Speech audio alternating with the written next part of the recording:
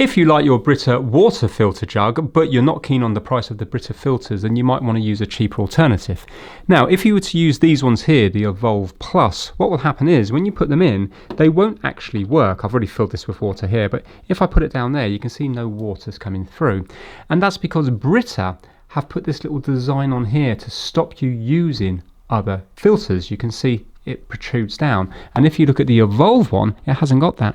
It hasn't got that there, and that's the reason it's not allowing the water through. You can see the difference clearly between them. But in the box of the Evolve filters, they've given you this here, and this is really useful because it mimics the Brita filter. So can you see there? A bit sticks out. So what you're going to do is you're going to put that in there like so, and that's going to mimic the filter. In fact, I can show you straight on here now. You can see that there's water in here not coming out. If I put this on, you will now see, if I push it down, water will come out. That way then you can use the Evolve filter like so, and it will filter all the water from here into here. So you don't have to use the more expensive Brita filters if you don't want to. Thanks for watching.